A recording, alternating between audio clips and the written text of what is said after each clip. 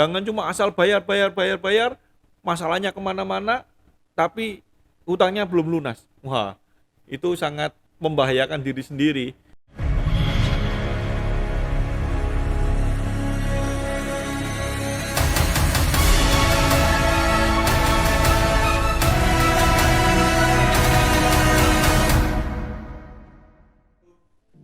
Salam ALT, salam debitur cerdas.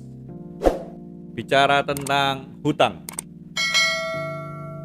siapapun ya pasti nggak kepingin berhutang, gitu kan ya. Jadi tidak bisa dipungkiri jika Anda terlebih adalah seorang pengusaha, yang namanya hutang itu bagi pengusaha ya sangat lazim terjadi. Bahkan kalau Anda seorang karyawan, ya sekarang mulai handphone atau ya kendaraan bermotor atau yang lain bisa dipungkiri ya berhutang rata-rata.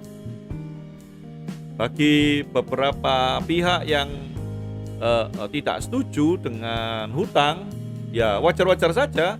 Setiap orang punya keyakinannya, punya imannya masing-masing, ya.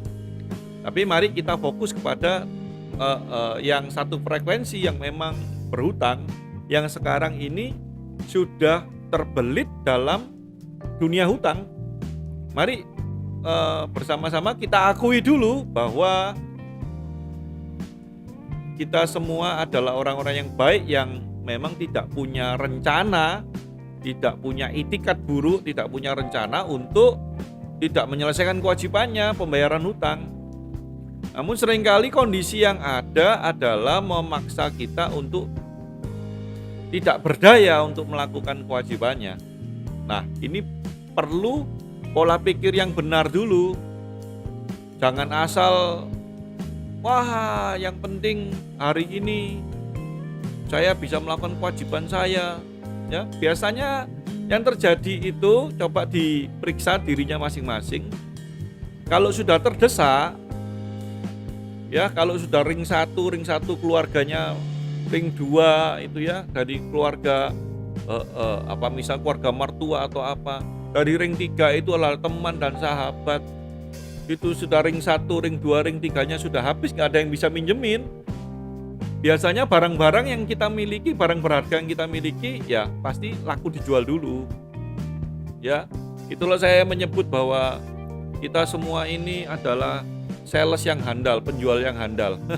Kalau lagi nggak punya duit, maka barang-barang di rumah bisa habis dijual, cepat sekali lakunya gitu ya. Untuk menyelesaikan kewajiban, untuk membayar cicilan, untuk membayar kewajiban, barang-barang di rumah habis dulu dijual biasanya.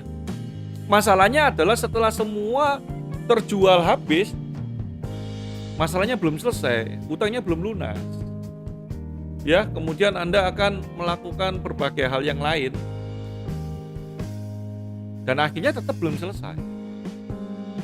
Nah, untuk menyikapi hal ini kita harus tahu persis bahwa seberapa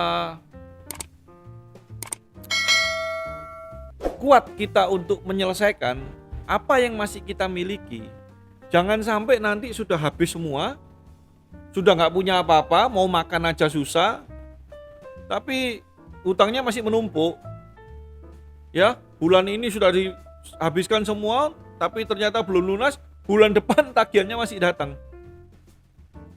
Nah, inilah yang akhirnya menyulitkan, dan pasti kalau sudah seperti ini, suasana di rumah pasti nggak bagus, suasana di perusahaan pasti nggak bagus, semuanya meradang, yang ada tensinya tinggi terus.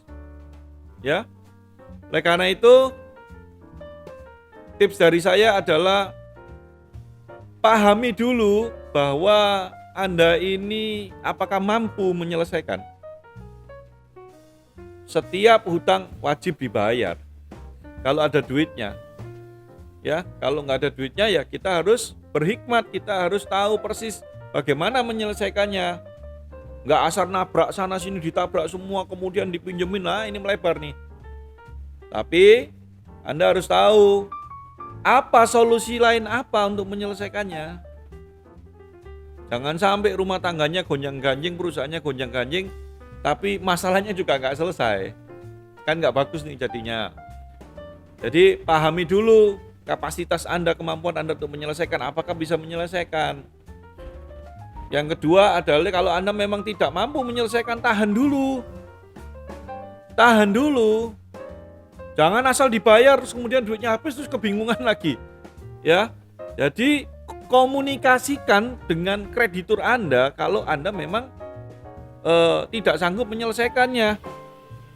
Ya, ada aturan mainnya, ada proses rescheduling, restructuring, ya, terus kemudian reconditioning untuk melakukan kewajiban pembayaran utangnya. Yang pasti matikan dulu gengsinya. Kalau Anda gengsi, Anda takut untuk masalah Anda nanti kemana-mana, ya berarti semakin Anda takut, semakin Anda khawatir, maka semakin mudah Anda diintimidasi, ditekan. Semakin mudah Anda dipaksa. Iya, kalau ada duitnya dapat selesai, kalau nggak ada masalahnya hanya melebar tapi belum selesai, kan percuma. Jadi pastikan dulu kapasitas Anda untuk menyelesaikan bisa enggak. Yang kedua, komunikasikan. Ya. Kalau Anda tidak mengkomunikasikan, ya pihak kreditur Anda tidak tahu kondisi Anda. Apakah setelah dikomunikasikan dengan mereka akan ada jalan keluar? Ya pastinya ada, walaupun di awalnya biasanya pihak krediturnya juga akan menuntut Anda membayar lebih, itu wajar dong. Nggak salah juga. Contohnya kalau kita memberi pinjaman kepada seseorang dan dia bilang saya nggak bisa bayar dan kita tetap kepingin dibayar, maka harus berani untuk bernegosiasi. Setelah komunikasi, negosiasi. Ya, makanya dipahami dulu hak-haknya. Makanya belajar dulu bagaimana bikin suratnya, bagaimana hak yang bisa diklaim, bagaimana aturan mainnya. Ya, jangan cuman tahu cair terus kemudian habis, tapi tahu juga bagaimana solusinya ketika Anda tidak dapat menyelesaikan kewajibannya. Diperhitungkan baik-baik. Ya, setelah dikomunikasikan, bernegosiasi, maka akan mendapatkan solusi. Bagaimana Pak kalau ada kreditur yang arogan, sewenang-wenang? Kan cukup banyak juga itu ya oknum-oknum yang akhirnya terus mengintimidasi, kemudian dilelang dan lain sebagainya. Ya, pastikan kalau semuanya tidak sesuai prosedur, ya kita bisa ngambil langkah hukum. Yang pasti evaluasi diri dulu. Jangan cuma asal bayar, masalahnya kemana-mana, tapi hutangnya belum lunas. Wah, itu sangat membahayakan diri sendiri, membahayakan rumah tangga, keluarga, dan perusahaan. Semuanya ada mekanismenya, ya, semuanya ada solusinya, semuanya ada hak dan kewajibannya masing-masing. Jadi jangan konyol, jangan sampai untuk makan saja susah, tapi semuanya habis untuk dilakukan bayar kewajiban. Bukankah makan dan kehidupan bagi keluarga kita itu juga kewajiban? Bersama saya Master Andrilo, salam debitur cerdas.